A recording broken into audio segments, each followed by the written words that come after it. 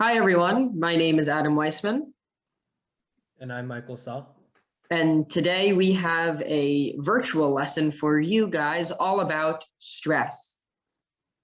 So first, real quick, I wanted to go over with you what we're going to cover in this lesson. First, by the end of this lesson, hopefully you will be able to define the differences between eustress and distress, because there are two different types of stress, and you will be able to identify examples of each within your life. And the second learning objectives, you will be able to define the differences between adaptive and maladaptive coping techniques, and hopefully be able to demonstrate the ability to practice those techniques in your own lives. So first, we're going to talk about the types of stress. When most people think of stress, they imagine a ton of negative emotions, angst, sadness, pain. But it's important to remember that not all stress is bad. Stress is what gets us to go wake up in the morning and do work. If we weren't stressed, we might just stay in bed all day. We might not be motivated. So the stress that everybody thinks of right off the bat is distress. It is unmotivating. It's the stress that occurs when you have too much on your plate and you're overwhelmed. That is too much in your life going on, too many negative emotions. That's distress. On the opposite end of the spectrum, there's eustress, which is a positive stress. It's excitement, eagerness, any good anticipation. That is eustress. So what this means for us is that distress should be avoided and eustress should be encouraged. Just remember, eustress, motivation, encouragement. E for encouragement, and distress prohibits productivity. Quick story time about what stresses me out personally. When I was younger, I placed an immense pressure on myself to succeed academically, and honestly, not just academically, socially as well. In many avenues of life, I placed a lot of pressure on myself, and it wasn't always the healthiest thing. It caused me to be really, really distressed very often. I always would compare myself to my siblings. I would stay up studying instead of getting sleep because I thought that would give me an advantage. All of these things that, as Michael will tell you in the latter half of our lesson, are these maladaptive coping mechanisms. As I got older, I was able to ease up a little bit on that stress, though it's still something I struggle with at times today. The second bullet point you see here, Stress Olympics. This is something that's near and dear to my heart. The Stress Olympics is when you are feeling really distressed and you're talking to a friend about it, a close friend or confidant, and you say, hey, like, I'm really stressed out. There's a lot on my plate. And they say, oh, you think you have it bad.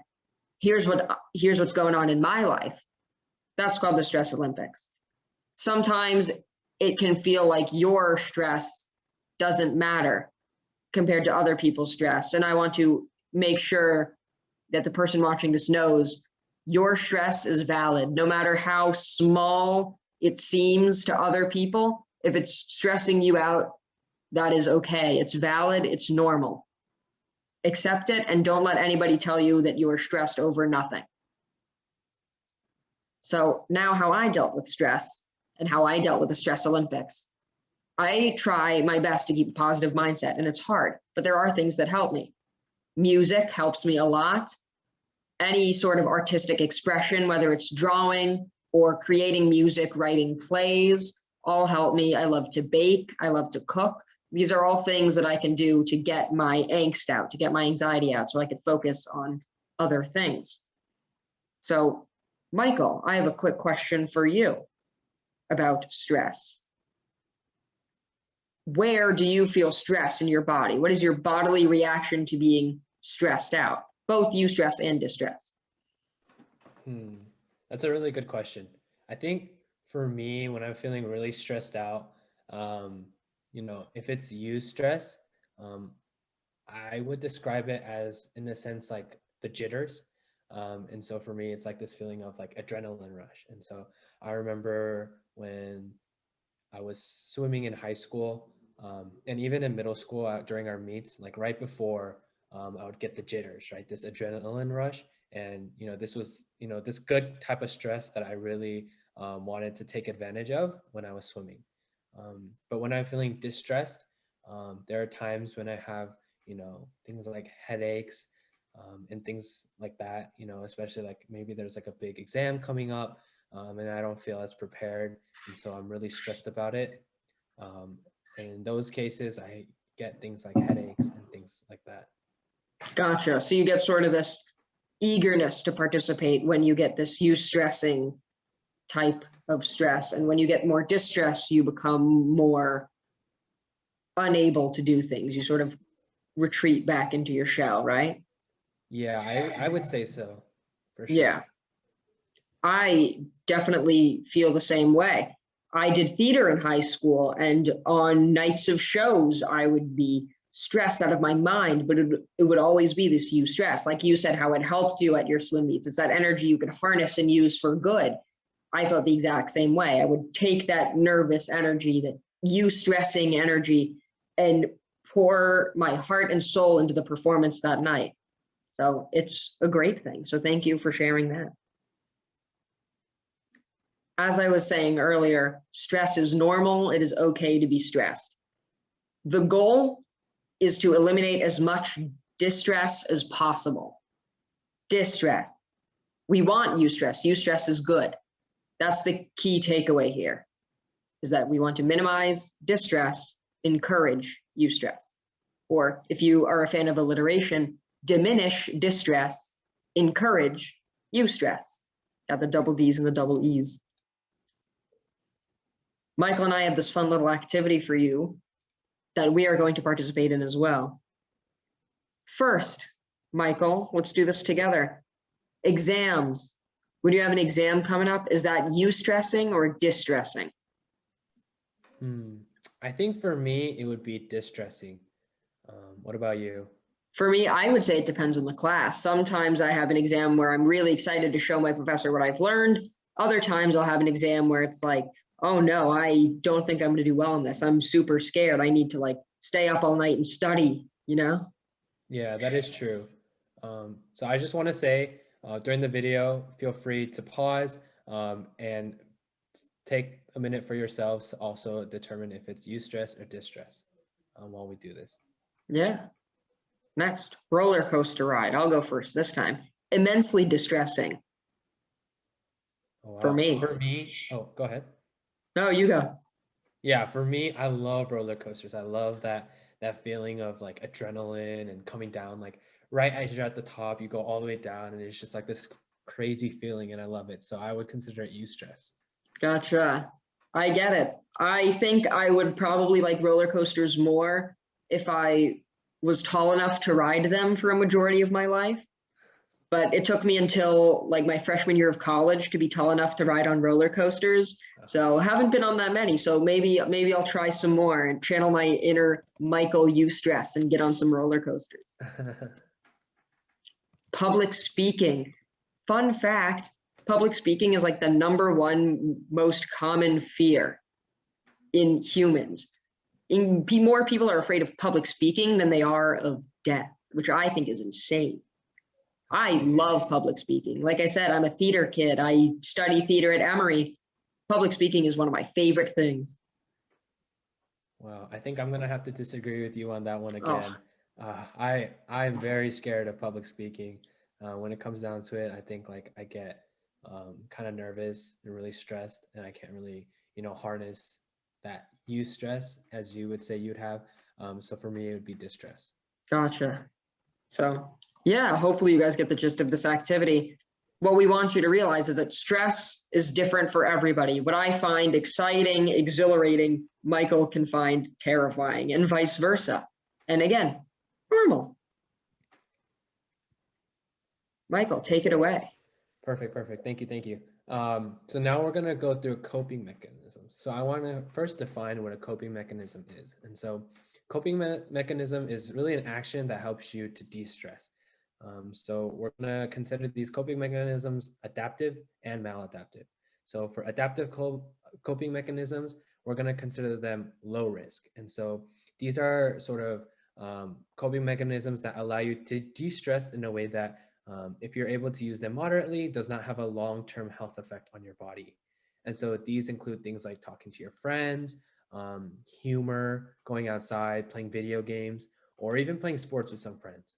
And then for the high risk, we're gonna categorize these as maladaptive. And these high risk coping mechanisms have long-term negative effects on your health if you rely on them too much. And so we're going to define these as smoking, drinking, binge eating, physical harm, and staying up all night. And yeah. So I have a quick question for you, Michael. Why is it that we call these low risk coping mechanisms low risk instead of risk free? Oh, that's a great question. Yeah, so we call these low risk because, all these things are very good and they're good and healthy, right? But if you abuse them and use them too much, it can become maladaptive and it could become risky.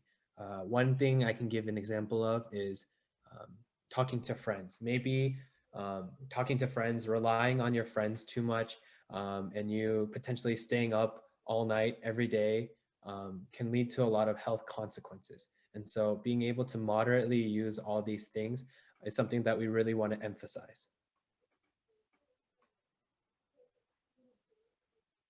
Yeah, so I just want to leave it out to you guys in the video. How do you guys de-stress? And then I'm going to have Adam answer for us how he de-stresses.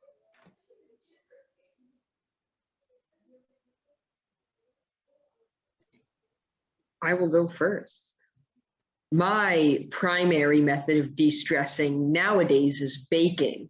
I find it really helpful because it gives my hands something to do. I could focus on a recipe or not a recipe, depending how creative I feel. And I can just create something sort of from scratch with my hands. There's something that is really cathartic or healing for me. I love it. I love it. I love it. I think for me,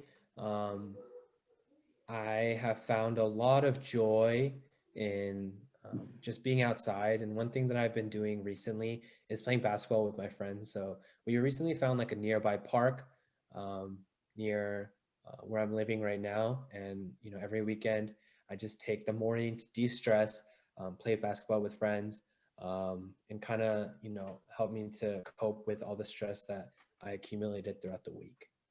And so, yeah, we just want to extend it out to you guys, leave it in the comments, or, talk it out with your friends. How do you guys de-stress?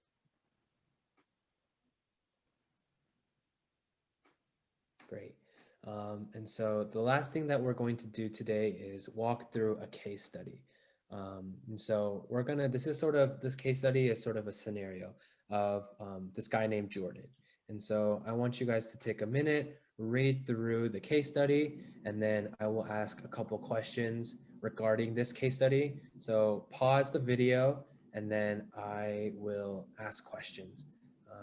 We're going to identify specific things that Jordan does that potentially stresses him out, or ways that he uses coping mechanisms. And so we'll be going through that. So yeah, take a minute, pause the video, and then Adam and I will go through a couple.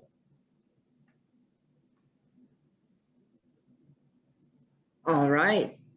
Hopefully by now you've been able to read through the case study right here. If not, pause, take all the time you need, but we're going to jump right into it with you all. Great. So, Yep. Let's do it. Yep. So, Adam, what are some things that Jordan is stressed about?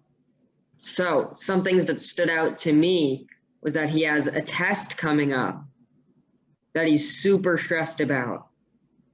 So, whatever class this is obviously getting to him. Maybe it's a high stakes test, an exam coming up, And that's something that's making him a little anxious. Yeah, that is true. So yeah, Jordan has a very big exam coming up. And then do you see him using any coping mechanisms to hopefully help him de-stress? I do. I see a few. Here's a maladaptive one I'm going to highlight in red. Whenever he's stressed, he has a huge craving for salty foods. That's one coping mechanism that isn't ideal, because an abundance of salty foods or unhealthy snacks can lead to health problems later in life. Another one that's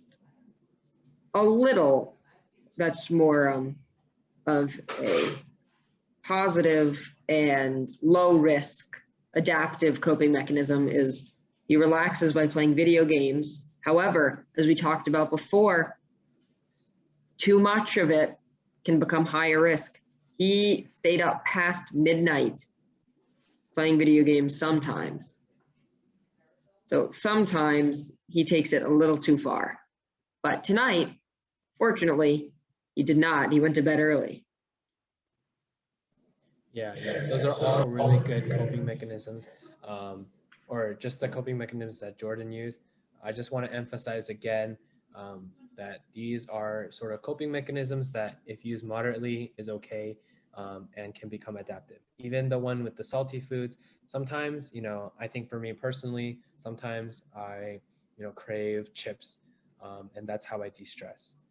And that's okay, and that's completely normal. And that's healthy as long as you're not overdoing it, and like eating it every night. Moderation is the key word. Yes, moderation, moderation, moderation. So yeah, so that is the end of our presentation. Thank you so much. Yeah, thank you for watching, and have a great rest of your day.